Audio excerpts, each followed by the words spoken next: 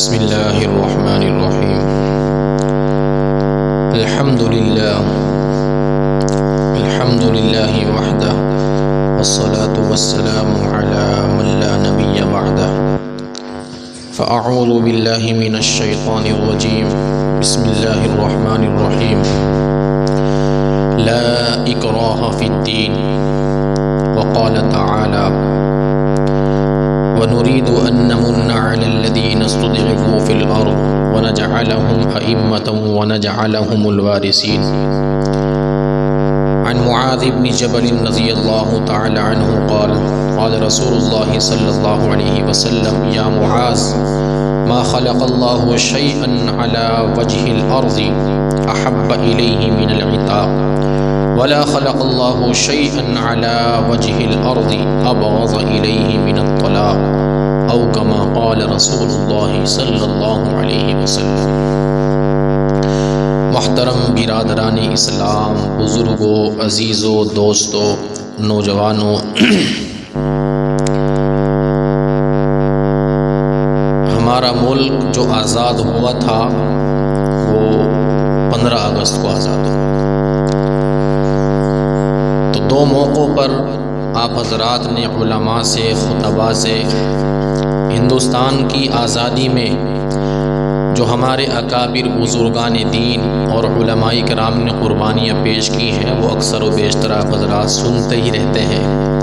एक मौका 15 अगस्त का है और दूसरा मौका 26 जनवरी का है।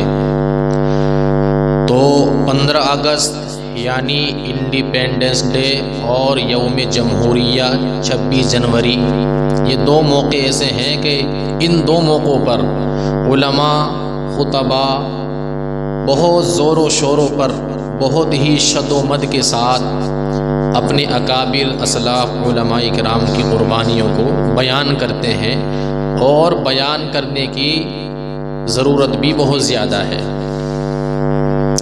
लेकिन एक सवाल पैदा होता है कि हमारे मुल्क को आज़ाद हुए लगभग 70-80 साल हो चुके हैं। तो पिछले 30-40 सालों से बहुत ज़ोरों शोरों से हम लोग अपने अकाबिर और अपने उलमा की, मुसलमानों की कुर्बानियों को बहुत ज़्यादा बयान कर रहे हैं। तो ये बयान करने की ज़रूरत क्यों पेश आ रही है? आखिर हम लोग कब तक एक मुल्ज़िम की तरह कटहरे में खड़े होकर अपनी कुर्बानियों को गिनाते रहेंगे और अपनी कुर्बानियों को बताते रहेंगे, और जो असल मुजरिम हैं उनको कब कटहरे में खड़ा करके उनसे उनकी कुर्बानियों के मुताल्लिक सवाल किया जाए और पूछा जाए कि बताओ तुम्हारी कुर्बानियाँ हिंदुस्तान की आज़ादी में क्या रही है? सबसे पहली बात तो हम ये करना चाहेंगे कि 3 चीज़ें हैं। एक है मज़हब इस्लाम के अंदर आज़ादी का तसव्वुर और कॉन्सेप्ट, दूसरा है हमारे नौजवानों के जहन व दिमाग के अंदर आज़ादी का कॉन्सेप्ट, और तीसरा है हमारे हिंदुस्तान की आज़ादी का कॉन्सेप्ट और तसव्वुर। 3 चीज़ें हैं। आज के नौजवानों से अगर पूछा जाए कि भाई फ्रीडम क्या है, आज़ादी क्या है, तो उनके जहन में फ्रीडम का, आज़ादी का एक अलग ही कॉन्सेप्ट है, अलग ही तसव्वुर है। वो कहते हैं कि भाई हमारी आज़ादी तो ये है हमारे नज़दीक कि हमें बिल्कुल आज़ादाना तरीके से जीने की और हमारी लाइफ को गुजारने की मुकम्मल तरीके से आज़ादी दी जाए। हमारी लाइफ के अंदर कोई भी इंटरफेयर ना करे, कोई पेरेंट्स हो, हमारा रिलेटिव हो, कोई रिश्तेदार हो, कोई भी हमारी ज़िंदगी के अंदर मुदाखलत, इंटरफेयर ना करे। ये हमारी आज़ादी, हमें बिल्कुल खुली छूट दी जाए। हम जिस तरीके से चाहें फहाशी के साथ, उरियानी के साथ और खुली आज़ादी के साथ अपनी लाइफ को जिएं और इंजॉय करें। तो इसके अंदर हमारे पेरेंट्स भी कोई मुदाखलत और इंटरफेयर न करें। नज़र लड़ाने, नज़र चार करने, हर तरह से हमें बिल्कुल खुली छूट दी जाए। तो आज के नौजवानों के नज़दीक फ्रीडम का मतलब ये है, आज़ादी का मतलब ये है।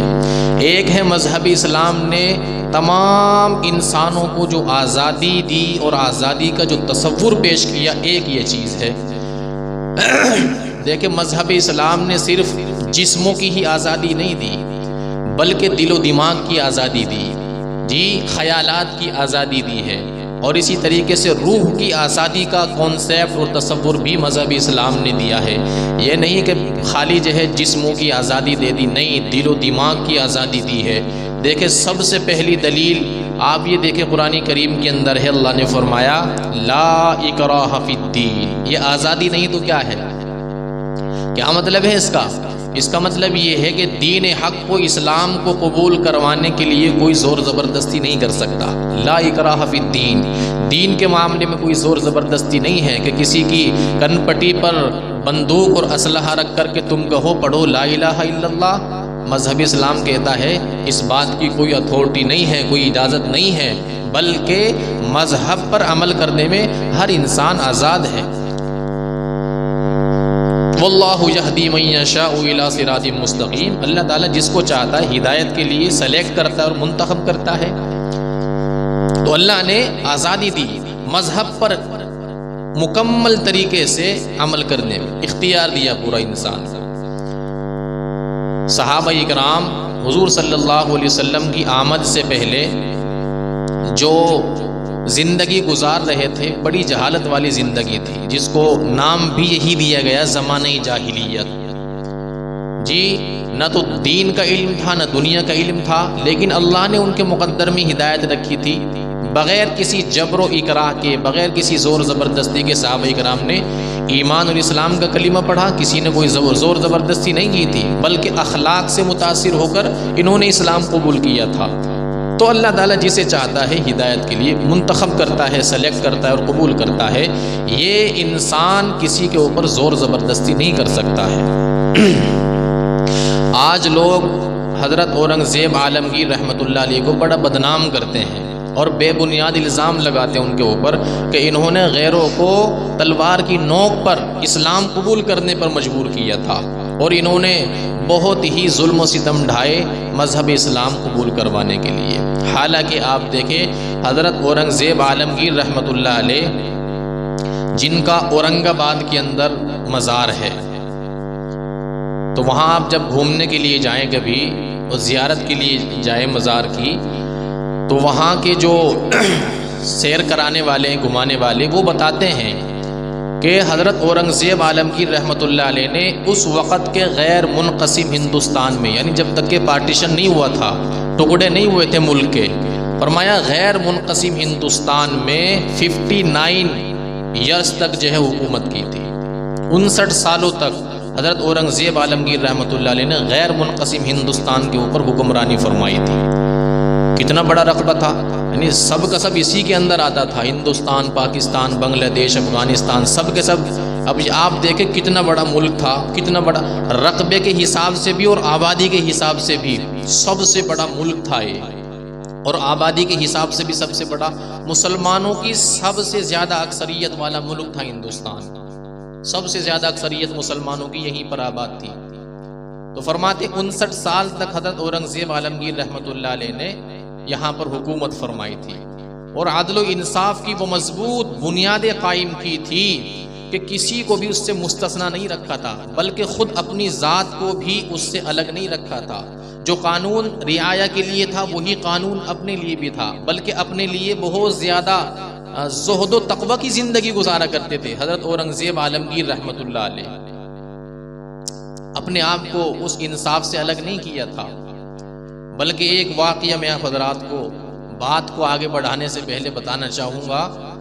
हज़रत औरंगज़ेब आलमगीर रहमतुल्लाह अलैह मुग़ल ख़ानदान के बादशाह थे और आपके उस्ताद थे शेख मुल्ला अहमद जीवन रहमतुल्लाह अलैह। शेख मुल्ला अहमद जीवन रहमतुल्लाह अलैह हज़रत औरंगज़ेब आलमगीर रहमतुल्लाह अलैह के उस्ताद थे और उस्ताद को अपने शागिर्द पर बड़ा नाज था, बड़ा फ़ख्र था और शागिर्द भी अपने उस्ताद का बहुत एहतराम फरमाया करते थे, बहुत इकराम किया करते थे।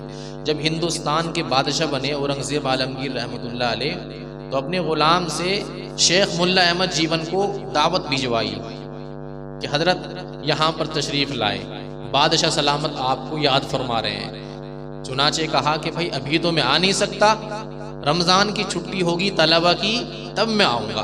तो रमज़ान की छुट्टी हुई, शेख मुल्ला अहमद जीवन रहमतुल्लाह अलैह तशरीफ़ लाए तो हज़रत औरंगज़ेब आलमगीर रहमतुल्लाह अलैह से मुलाकात हुई असर की नमाज के बाद दिल्ली की जामा मस्जिद में। असर की नमाज के बाद बादशाह ने बड़ा इकराम किया अपने उस्ताद का, बड़ा एहतराम किया, और फिर नमाज से फरागत के बाद शाही किले की तरफ चल दिए दोनों हजरात। रमज़ान का महीना था, तो उस्ताद और शागिर्द ने रमज़ान का महीना इकट्ठे और साथ गुजारा। जब ईद की नमाज हुई, ईद की नमाज के बाद शेख मुल्ला अहमद जीवन रहमतुल्लाह अलैह ने अपने शागिर्द से इजाज़त चाहिए कि अब इजाज़त दो, महीना मैंने आपके पास गुजारा। तो हज़रत औरंगज़ेब आलमगीर रहमतुल्लाह अलैह ने अपनी जेब से एक चवन्नी निकाल करके अपने उस्ताद की खिदमत में बतौर हदिया के पेश की, बतौर नजराना पेश की कि हज़रत ये चवन्नी आप रखें, मेरी तरफ से हदिया है।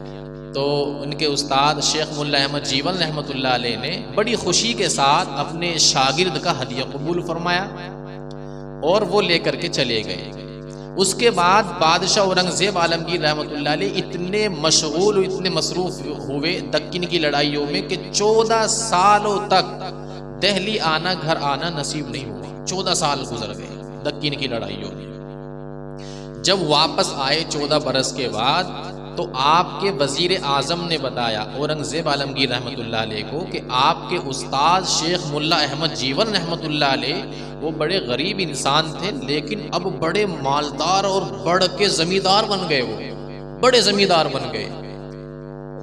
औरंगज़ेब आलमगीर रहमतुल्लाह अलैह को बड़ा ताज्जुब हुआ, हैरान हुए, यार गरीब उस्ताद कोई मालदार कैसे बन सकते, इतना बड़ा जमींदार कैसे बन सकता है, समझ में बात नहीं आई। चुनाचे फिर दोबारा से बुला भेजा कि हजरत आपको बादशाह सलामत याद फरमा रहे हैं। चुनाचे कहा कि रमजान की छुट्टियों में आएंगे, फिर रमजान की छुट्टियों में फिर तशरीफ लाए। लेकिन उनकी बातचीत से, उनके लिबास से ऐसा महसूस नहीं दे रहा था कि भाई ये कोई बड़े जमींदार और बड़े मालदार बन गए जी। इसके बरक्स आज अगर किसी के पास थोड़ी बहुत दौलत आ जाती है तो उसकी जबान में भी एकदम तगय्युर पैदा हो जाता है, बोल चाल में, और उसके कपड़ों से एकदम महसूस देता है कि जनाब नए नए अमीर साहब हैं। तो चुनाचे बादशाह सलामत को यकीन नहीं आया, लिबास वही सादा और इनकी जो है जबान वही सादा, आखिर मैं इनसे बड़ा जमींदार होने के बारे में कैसे पूछूं, हौसला नहीं हुआ पूछने का।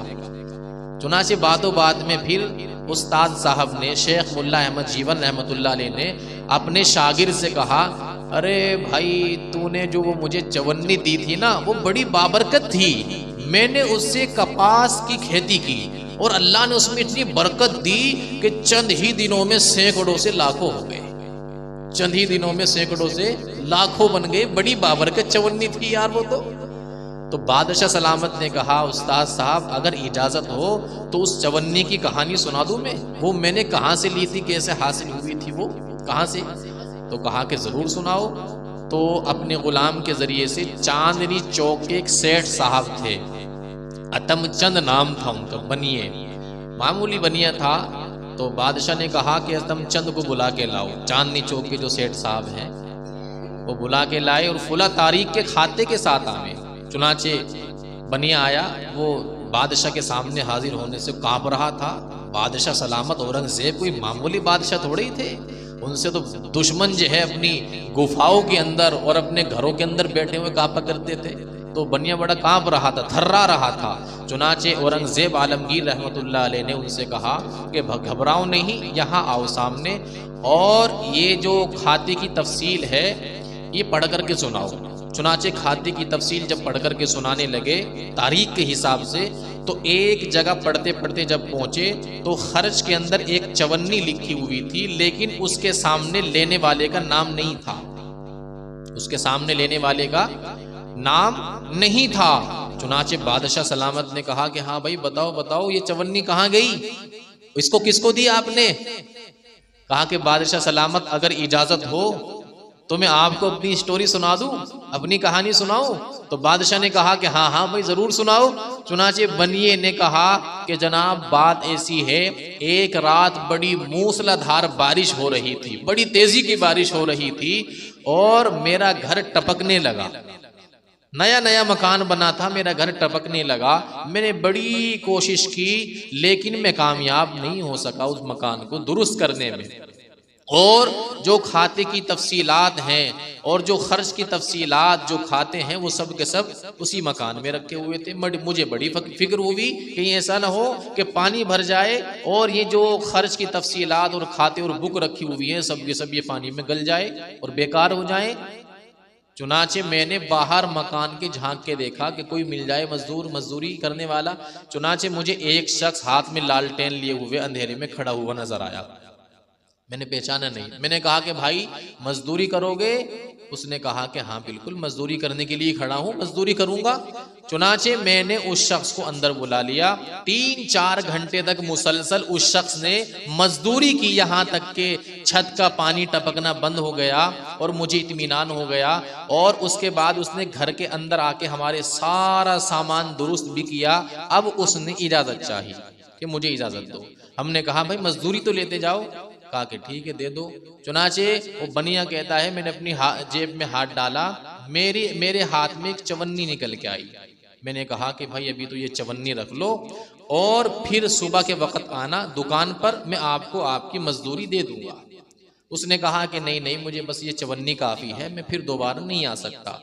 वो बनिया कहता है मैंने भी और मेरी घरवाली ने भी बड़ी मिन्नतें की जी, बड़ी खुशामद की कि नहीं नहीं भाई मजदूरी तो बनती है, मजदूरी लेके जाना। कहा कि नहीं नहीं कोई बात नहीं, मुझे चवन्नी काफी है, चवन्नी दे दो मुझे। चुनाचे वो चला गया। कहता है वो बनिया जनाब बादशाह सलामत और शेख मुल्ला अहमद जीवन रहमतुल्लाह अलैह से कि जनाब आज 15 साल गुजर गए, न तो वो मजदूरी लेने के लिए आया और न मुझे आज तक उसका पता चला वो मजदूर था कौन। चुनाचे बादशाह सलामत ने कहा बस तुम्हारी स्टोरी पूरी हुई, अब तुम जा सकते हो। वो बनिया जो था तमचंद वो चला गया। अब बादशाह सलामत ने अपने शेख मुल्ला अहमद जीवन रहमतुल्लाह अलैह से कहा कि जानते हो ये चवन्नी कैसे आई थी? फरमाया उस रात भेस बदलकर रियाया की हालात मालूम करने के लिए मैं निकला था और मैंने उस रात मजदूरी की थी बनिया के घर, और वो चवन्नी यही है जो मैंने आपको दी थी। अल्लाह रब्बुल इज्जत ने इसके अंदर इतनी बरकतें डाली कि आपके चंद ही सालों में सैकड़ों से लाखों बन गए। तो शेख मुल्ला अहमद जीवन रहमतुल्लाह अलैह कहते हैं कि मुझे यही उम्मीद थी अपने शागिर्द से कि वाक़ियतन ये आपने अपने हाथों की कमाई से मजदूरी करके कमाई होगी। वाक़ियतन अल्लाह रब्बुल इज्जत ने उस कमाई के अंदर खैर व बरकतें रखी हैं, रहमतें रखी हैं, जो इंसान अपने हाथों से मजदूरी करके मेहनत करके कमाए।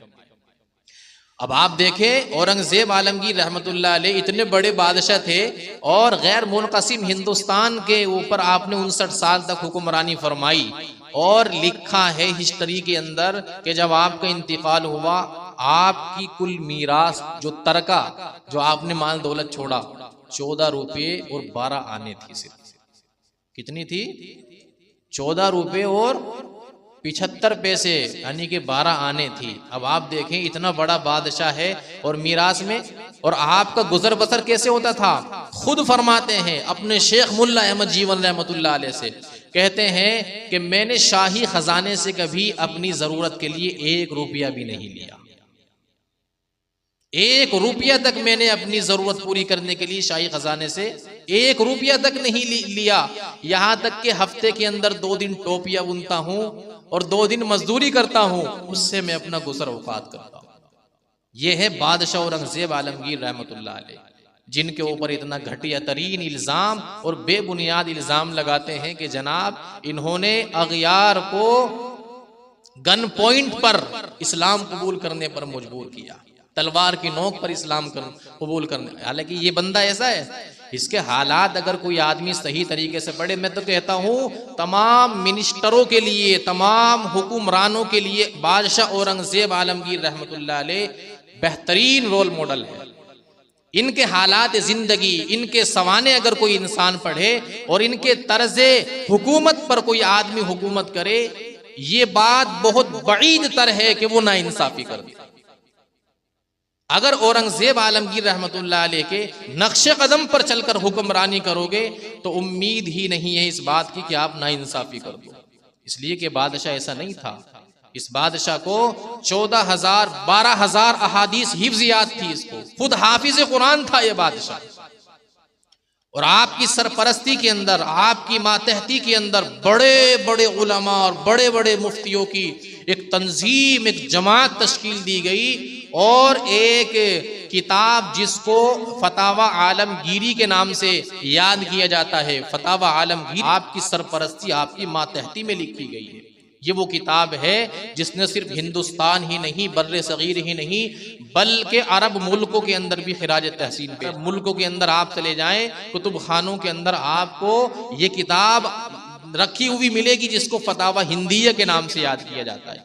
अरब ममालिक के अंदर फतावा हिंदिया और हमारे बर्रे सगीर हिंदुस्तान के अंदर और इसी तरीके से पाकिस्तान के अंदर, बांग्लादेश के अंदर, यहाँ पर फतावा आलमगीरी के नाम से इतना जबरदस्त कारनामा बादशाह औरंगजेब आलमगीर रहमतुल्लाह अलैह ने अंजाम दिलवाया अपनी मातहती में, अपनी सरपरस्ती में। तो वो बादशाह कैसे नाइंसाफी कर सकता है? असल बात यह है कि हम लोग गैरों के प्रोपेगंडे से जल्दी मुतासिर हो जाते हैं, इसलिए कि हमने न अपनी हिस्ट्री को पढ़ा, न अपनी तारीख को पढ़ा। आज एक मुनज़्ज़म साजिश के तहत हमारी हिस्ट्री को, हमारी जो कारनामे हैं और हमारे अकाबिर व असलाफ की जो कुर्बानियां हैं, उनको हिस्ट्री की किताबों से निकाला जा रहा है। तो अफसोस तो अपनी मुसलमान कम्युनिटी पर है, अपनी मुसलमानों की जमात पर है कि वो अपनी हिस्ट्री को नहीं पढ़ते, अपनी तारीख को नहीं पढ़ते कि भाई हमारे अकाबिर असलाफ के क्या कारनामे रहे हैं, उनकी क्या कुर्बानियां रही है, नहीं पढ़ते। मजहब इस्लाम ने आज़ादी का क्या कॉन्सेप्ट पेश किया है? मजहब इस्लाम सिर्फ जिस्मों की आज़ादी की बात नहीं करता, बल्कि दिलो दिमाग की, रूह की आज़ादी का भी तसव्वुर पेश करता है। एक शख्स से हुजूर सल्लल्लाहु अलैहि वसल्लम ने, बुखारी शरीफ के अंदर ये रिवायत मौजूद है, कर्ज लिया हुजूर सल्लल्लाहु अलैहि वसल्लम ने, और एक फाइनल डेट मुतय्यन हो गई कि फुला तारीख को आपका कर्ज वापस कर दिया जाएगा, आपके पैसे। चुनाचे वक्त मुतय्यन मुकम्मल होने से पहले ही वो शख्स अपने कर्ज की वापसी के लिए आ गया और आकर के हुजूर सल्लल्लाहु अलैहि वसल्लम से बड़ी बदतमीजी से पेश आया, बकवास करने लगा। सहाबा इकराम मौजूद थे, उन्होंने कहा, खास तौर पर हजरत उमर फारूक रजी अल्लाह तआला अन्हु ने, कि अगर इजाजत हो तो इसकी इस्लाह कर दें। हुजूर सल्लल्लाहु अलैहि वसल्लम ने फरमाया, सही आज़ादी का तसव्वुर पेश किया और कहा कि नहीं भाई नहीं, इन्ना लि साहिबिल हक़्क़ि मक़ालन, फरमाया कि साहिब हक को बात करने का, डिमांड करने का, मुतालबा करने का हक हासिल होता है। इसको मांगने दो, इसको मुतालबा करने दो।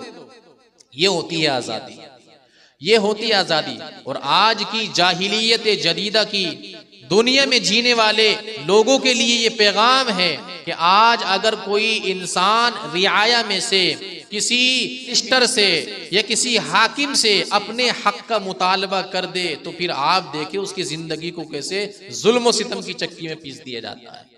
और यहाँ पर हुजूर सल्लल्लाहु अलैहि वसल्लम से उस शख्स ने किस तरीके से बदतहजीबी से पेश आया, लेकिन हुजूर सल्लल्लाहु अलैहि वसल्लम ने फरमाया कि नहीं भाई, इसको रोको मत, बल्कि इसका हक बनता है मांगने का, मुतालबा करने का, इसलिए आप इसको, इसकी सरदनिश नहीं कर सकते, आप इसको मना नहीं कर सकते, मांगने दे इसको। इसी तरीके से एक सहाबी हजरत रबी बिन आमिर रजी अल्लाह तआला अन्हु, वो रुस्तम के दरबार में पहुंचे। रुस्तम के दरबार में रुस्तम ने पूछा, भाई क्यों आए हो, क्या मकसद है? तो उस वक्त भी आजादी का जो हकीकी तसव्वुर है आपने वो पेश किया। कहा कि हम खुद नहीं आए, कि अल्लाह इब्ताअसना, अल्लाह ने हमें भेजा है। क्यों भेजा? लिनुखरिजा मन शाअ मिन इबादतिल इबाद इला रब्बिल इबाद, फरमाया इसलिए भेजा है ताकि हम बंदों को बंदों की गुलामी से निकालकर बंदों के रब की गुलामी में ले आए, बंदों को बंदों की गुलामी से निकालकर बंदों के रब की गुलामी में लेके आए। वमिन ज़ीक़िद दुनिया इला साअतिहा, और दुनिया की तंगी से निकालकर आखिरत की वुसअत की तरफ लेके जाए।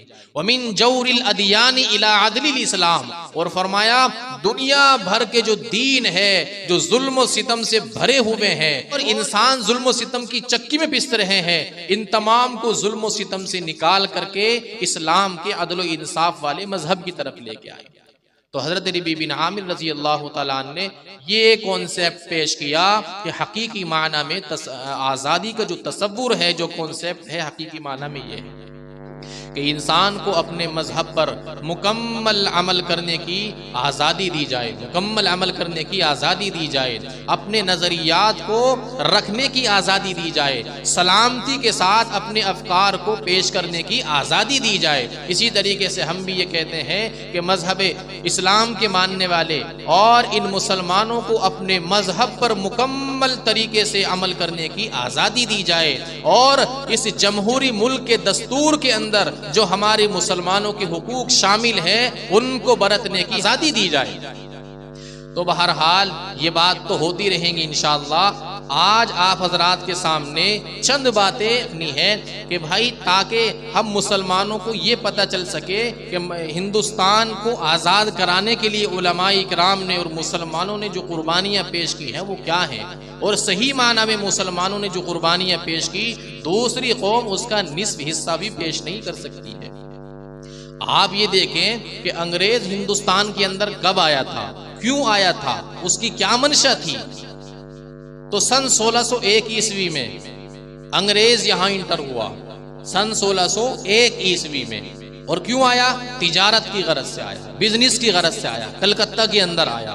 और फिर उसने सन 1601 से लेकर 1857 तक वो कलकत्ता से लेकर और दिल्ली तक और फिर जो है पूरे मुल्क पर जो है फैल करके काबिज हो गया 1857 तक। यानी अपनी हुकूमत का ऐलान कर दिया उन्होंने। स्टार्टिंग में आया था तिजारत की गरज से, लेकिन धीरे धीरे धीरे धीरे फैलता फैलता वो पूरे मुल्क पर काबिज हो गया। दिल्ली के अंदर उनका परचम लहराने लगा। तो सबसे पहले उनके खिलाफ जिहाद का फतवा देने वाले कौन थे? शाह अब्दुल अजीज मुहद्दिस देहलवी रहमतुल्लाह अलैह, जिन्होंने दिल्ली के अंदर बैठकर उनके खिलाफ जिहाद का फतवा लिखा था। और मुसलमानों के लिए जंग आज़ादी को सिर्फ मुल्की फरीजा नहीं बल्कि मुल्की भी और मिल्ली भी दोनों एतबार से मुसलमानों का फरीजा करार दिया था।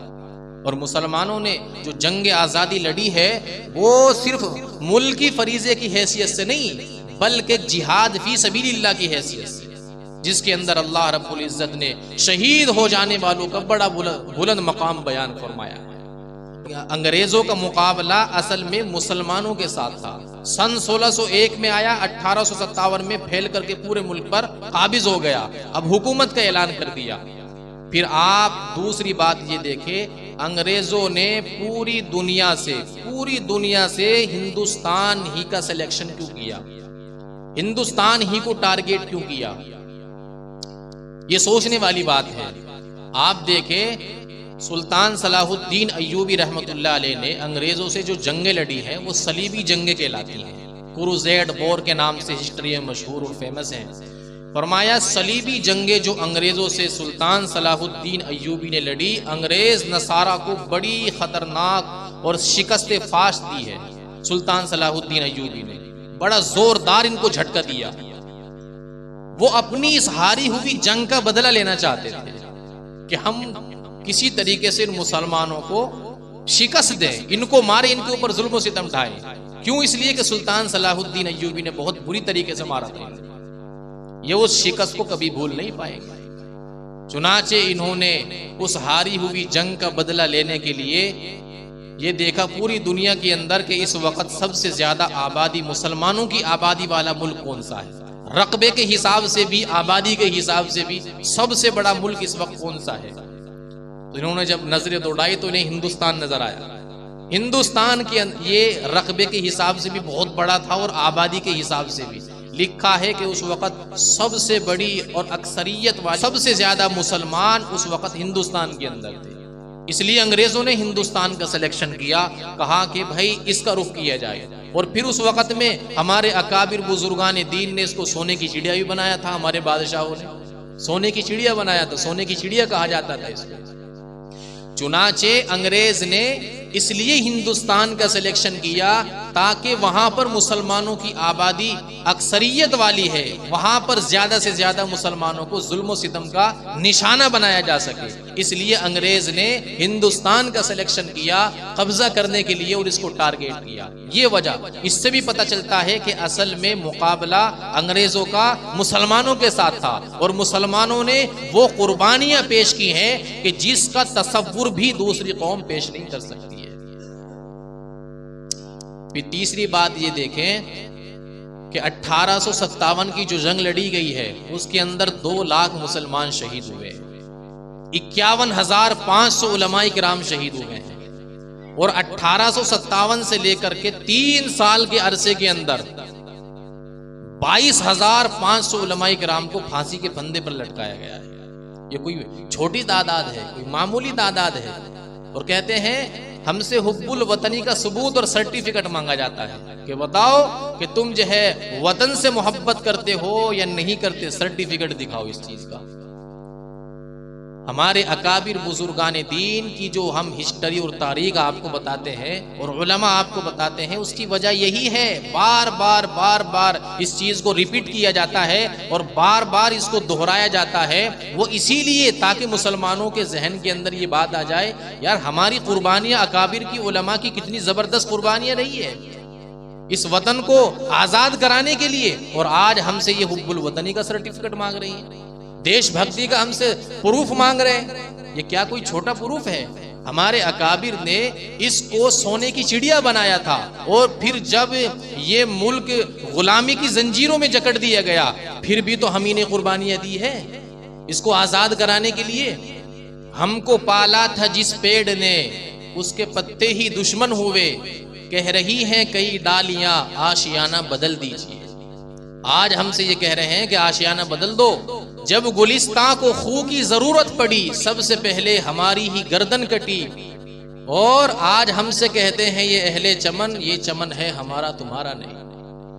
आप ये देखिए कि इस मुल्क को आजाद कराने के लिए मेरे भाई कोई छोटी मोटी कुर्बानियां नहीं है और थोड़े वक्त की हिस्ट्री और तारीख नहीं है, बल्कि उससे पहले हजरत टीपू सुल्तान शहीद रहमतुल्लाह अलैह, हजरत शेखुल हिंद रहमतुल्लाह अलैह, इनकी अगर हम कुर्बानियां याद करें, उनकी कुर्बानियां पढ़े, तुम्हारे अकाबिर कैसे थे। लेकिन बात असल में यह है कि हम लोग हिस्ट्री से दिलचस्पी नहीं लेते। मुकम्मल हिस्ट्री तो बहुत दूर की बात है, मुकम्मल हिस्ट्री तो बहुत दूर की बात है, मुकम्मल तारीख तो बहुत दूर की बात है। हम लोग तो मुख्तसर तारीख नहीं पढ़ते। हिंदुस्तान की जंग आज़ादी के ताल्लुक से मुख्तसर से रिसाले छपे हुए हैं, मुख्तसर किताबें छपी हुई हैं। अगर हम वो किसी दुकान से खरीद ले ले और उसको पढ़ ले तो हमें पता चल जाए, ताकि हम इनको मुंह तोड़ जवाब दे सके कि ये देखो, ये है हमारे असलाफ अकाबिर और बुजुर्गान दीन उलमाए किराम, जिन्होंने इस मुल्क को आज़ाद कराने के लिए इतनी कुर्बानियां दी। लिखा है एक अंग्रेज मुअर्रिख ने, अंग्रेज मुअर्रिख है, वो खुद लिखता है, कहता है कि दिल्ली के चांदनी चौक से लेकर और खैबर तक कोई दरख्त ऐसा नहीं था जिसके ऊपर किसी आलिम दीन की लाश न लटकी हुई है, जिस पे किसी आलिम दीन की लाश और जिंदा होने की हालत में खिंजीरों की खालों के अंदर उसको बंद करके जलते हुए तनूरों के अंदर डाल दिया जाता था, ताकि बिल्कुल जल करके भुन जाए और कबाब बन जाए। ये हमारे अकाबिर बुजुर्गान दीन की हिस्ट्री और तारीख रही है। तो मेरे मोहतरम भाइयों, बुजुर्गों, अजीज दोस्तों, ज़रूरत है इस बात की कि हम अपनी हिस्ट्री को याद करें, इसलिए कि हमारी हिस्ट्री को फरामोश किया जा रहा है। भाई अगर अपनी हिस्ट्री और तारीख हम ही नहीं पढ़ेंगे तो फिर दूसरों को क्या मुसीबत पड़ी है कि वह हमारी हिस्ट्री को बताएं और छापे और दूसरों को समझाए। ये तो हमारी अपनी जिम्मेदारी है, इसलिए कि तारीख की अपनी एक तारीख रहती है कि जो कौम अपनी तारीख को भुला देती है, तारीख भी उसको सफायती से मिटा देती है। तारीख की अपनी एक आदत रही है कि जो कौम अपनी तारीख से बिल्कुल नावाकिफ हो जाती है, तो जब उसको अपनी तारीख नहीं पता तो दूसरों को क्या मुसीबत पड़ी, वो तो उसकी तारीख को छुपाएंगे, वो तो निकालेंगे किताबों से उसकी हिस्ट्री को, हिस्ट्री से उसकी तमाम की तमाम दास्तानी निकाल के बाहर फेंक देंगे।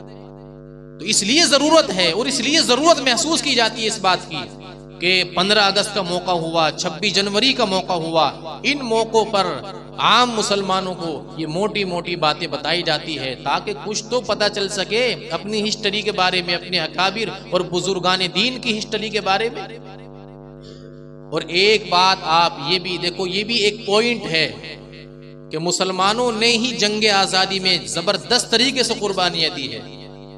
जब 1857 की जंग आज़ादी लड़ी गई है तो उसको आज भी अंग्रेज गदर का नाम देते हैं कि हमारे खिलाफ बगावत की थी।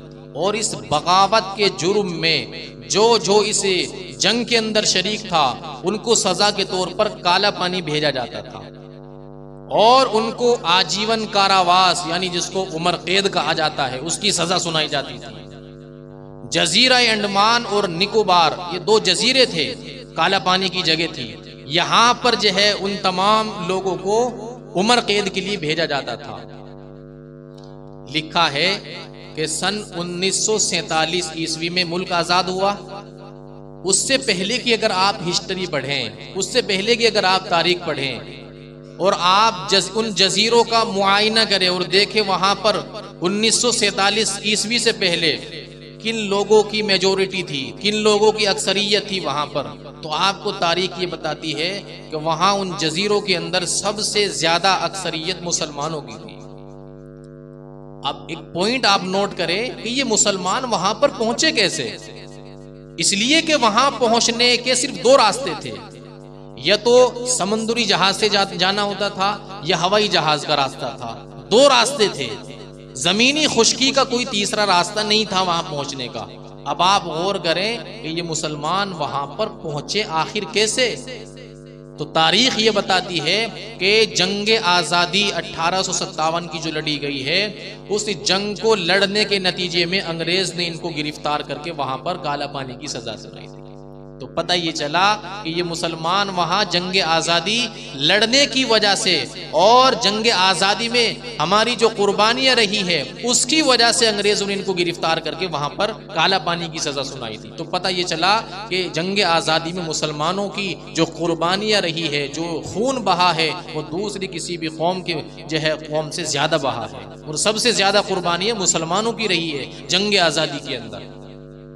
तो मेरे मोहतरम बुजुर्गो, अजीज दोस्तों, ज़रूरत इस बात की है कि मुसलमान इस मुल्क के अंदर रह रहा है तो आज हमसे जो ये हुब्बुल वतनी का सर्टिफिकेट मांगते हैं और सबूत मांगते हैं, आप एक बात बताएं ज़रा, किसी भी मुल्क के अंदर कोई इंसान रहता है तो उसकी मोहब्बत नेचुरली तौर पर और फितरी तौर पर उसके दिल के अंदर आ जाती है। मिसाल के तौर पर आप, मैं एक मोटी सी मिसाल देता हूँ, आप जो है शंकर विहार के अंदर रहते हैं, आप 2, 4, 6 दिन के लिए अपने किसी रिलेटिव के यहाँ, किसी रिश्तेदार के यहाँ चले जाए घूमने फिरने के लिए। 2-4 दिन के अंदर आपको आपके घर की याद आएगी, यार अपने घर चला जाए, अपने घर की याद सताएगी, अपनी जगह की याद सताएगी। तो ये एक फितरी चीज है, नेचुरली चीज है कि इंसान जहां पर रहता है उसकी मोहब्बत फितरी तौर पर उसके दिल के अंदर आ जाती है। तो भाई हमें इस मुल्क से मोहब्बत है और ये अंदर की चीज है, नेचुरली चीज है, फितरी चीज है। इस पर हम आपको क्या सबूत दें? ये तो एक फितरी चीज है और इंसानियत का फितरी तकाजा है कि जहां पर रहा करता है उसकी जो है दिल के अंदर वहां की मोहब्बत ऑटोमेटिक आ जाया करती है। जैसे मिसाल के तौर पर किसी इंसान को प्यास लग रही है, वो कहता है मुझे प्यास लग रही है, तो आप कहोगे सर्टिफिकेट दिखाओ पहले, आपको प्यास लग रही है कि नहीं। तो भाई ये तो नेचुरली चीज है, ये तो फितरी चीज है, हम आपको सर्टिफिकेट कैसे दिखा दे कि भाई हमें प्यास लग रही है? तो अंदर की चीज है, इसको आप चेक नहीं कर सकते, इसके बारे में आप नहीं बता सकते हैं। जैसे मिसाल के तौर पर आपका घर यहाँ पर है, आपके करीब में आपके पड़ोसी का घर है, तो आप सच बताइए आपको अपने घर से ज्यादा मोहब्बत होगी, पड़ोसी के घर से ज्यादा मोहब्बत होगी? अपने घर से। तो भाई जिस मुल्क के अंदर हम रह रहे हैं तो वहां से हमें नेचुरली तौर पर मोहब्बत है और फितरी तौर पर मोहब्बत है, इस पर किसी सर्टिफिकेट दिखाने की कोई जरूरत नहीं है। बहुत से लोग कहते हैं कि बताओ पहले कुरान है या पहले संविधान है? पहले कुरान है या पहले संविधान है? तो आप ये कहो कि भाई कुरान ने ही हमें इस बात की इजाजत दी है कि आप संविधान को माने। तो भाई मुसलमान के लिए सबसे पहले तो दीन है, सीधी सीधी बात है, इसके अंदर कोई गोल मोल बात नहीं होगी। सबसे पहले मुसलमान के लिए दीन है, सबसे पहले मुसलमान के लिए इस्लाम है, सबसे पहले मुसलमान के लिए कुरान है। इसलिए कि इस्लाम ही हमें इस बात की तालीम देता है कि जिस मुल्क में तुम रहो उससे मोहब्बत करो, जिस मुल्क में तुम रहो उसके कानून को फॉलो करो। अगर उसके कानून शरीयत से नहीं टकरा रहे हैं तो तुम उसके कानून पर अमल करो, अमल पेरा हो। तो सबसे पहले मुसलमान के लिए कुरान, अल्लाह, सबसे पहले मुसलमान के लिए इस्लाम है, सबसे पहले मुसलमान के लिए दीन है। इसलिए कि दीन ही हमें इस बात की इजाजत देता है और इस बात की अनुमति देता है कि भाई तुम जिस मुल्क में रह रहे हो उसके कानून को फॉलो करो। बहरहाल वक्त गुजरता जा रहा है तो मैं ये अर्ज कर रहा था कि मुसलमानों की उलमाए किराम की बहुत ज़बरदस्त कुर्बानियाँ रही है इस मुल्क को आज़ाद कराने के लिए और जालिम व जाबिर कौम अंग्रेज़ के जो है पंजे से इसको छुड़ाने के लिए, आज़ाद कराने के लिए ज़बरदस्त कुर्बानियाँ रही है। आज कल जो है मुल्क के अंदर जोरदार तरीके से ये नारा भी आम किया जा रहा है कि भाई मुल्क की जो है आबादी ज़्यादा बढ़ रही है, इसलिए एक ऐसा कानून बनाया जाए जिसमें हर शहरी के लिए इस बात को पाबंद किया जाए कि बच्चे दो ही अच्छे और दो से ज्यादा जो बच्चे पैदा करे उसको जो है कोई भी हुकूमत की तरफ से सहूलियात न दी जाए, उसको आसानियां न दी जाए। तो इस बात का भी बड़े जोर शोर के साथ जो है चर्चा किया जा रहा है और देखते देखते हमारे कुछ मुसलमान कमजोर ईमान वाले इस बात से बहक जाते हैं और सोचते हैं कि भाई सबसे पहले तो जो है हमें हुकूमती आसानियाँ चाहिए, सबसे पहले तो हमें हुकूमती सहूलियात चाहिए। तो इस बात से मुतासिर हो जाते हैं। हालांकि अल्लाह के नबी अलैहिस्सलातु वस्सलाम का इरशाद है तज़व्वजुल वदूदल वलूद फ़इन्नी मुकासिरुम बिकुमुल उमम, फरमाया कि तुम ऐसी खातून से शादी करो जो ज्यादा बच्चे जनने वाली हो और ज्यादा बच्चे पैदा करो। क्यों? इसलिए कि कल क़यामत के दिन जब उम्मत मुहम्मदिया की तादाद बड़ी बड़ी होगी तो मैं अपनी उम्मत की तादाद को देखकर फख्र महसूस करूंगा। तो बिल्कुल अपोजिट है। एक मेहमान जो है एक शख्स के यहाँ पर गए, अब उन्होंने देखा कि भाई बाहर मकान के एक प्लेट लगी हुई है और उस पर लिखा हुआ है कि बच्चे दो ही अच्छे, बच्चे दो ही अच्छे। उन्होंने सोचा कि भाई अंदर भी दो ही होंगे, चुनाचे अंदर तशरीफ ले गए तो देखा कि 11 अफराद पर मुश्तमिल मुकम्मल एक टीम तैयार है। उन्होंने देखा कि भाई ये क्या, और बाहर तो तुमने प्लेट लगाई हुई है कि बच्चे दो ही अच्छे और अंदर इसके खिलाफ अमल है। तो उन्होंने कहा कि जनाब बाहर भी सही लिखा हुआ है और अंदर भी सही है। उन्होंने कहा कि भाई समझ में बात नहीं आई, ये तो कौल और फ़ैल का तजाद हो गया, टकराव हो गया कि कह रहे हो कुछ और कर रहे हो कुछ। तो उसने कहा कि भाई बात बिल्कुल हकीकत है, बाहर भी सच है और अंदर भी सच है। उसने कहा कि क्यों? कि बाहर यही तो लिखा हुआ है बच्चे दो ही अच्छे, इन 11 में से दो ही अच्छे हैं, बाकी सब निकम्मे हैं। इन 11 में से दो ही अच्छे हैं, बाकी सब निकम्मे हैं। तो इसका मतलब तो मैंने ये लिया, यानी तौरिये से काम लिया उन्होंने। बाहर जो लिखा वो भी सही लिखा और अंदर जो था वो भी सही था। बहरहाल कहने का मकसद ये है कि मुसलमानों को एजुकेशन के हिसाब से भी बहुत ज़्यादा आगे बढ़ने की ज़रूरत है। आज हम अपने बच्चों को न मदरसा पढ़ाते हैं और न दुनियावी तालीम दिलाते हैं और कहते हैं कि मदरसे में पढ़ेगा तो मुल्ला बनेगा और अगर जो है दुनियावी तालीम हासिल करेगा तो नौकरी नहीं मिलेगी। इसलिए बच्चों को क्या रखते हैं? जाहिल रखते हैं। और क्या निकला? हमारे बच्चे जाहिल रह जाते हैं, पढ़ते नहीं हैं। तो मेरे मोहतरम बुजुर्गों, भाइयों, अजीज़ दोस्तों, ज़रूरत इस बात की है कि हम अपने बच्चों को दीन भी पढ़ाएं और साथ साथ दुनिया भी पढ़ाएं। आज जो है तालीमी एतबार से मुसलमानों का तबका बहुत ज़्यादा पीछे है, बहुत ज़्यादा पीछे है। तो मेरे मोहतरम भाइयों, दुनिया बढ़ाएं और साथ साथ आप अपने बच्चों को मकतब के अंदर भी ज़रूर पढ़ाएं।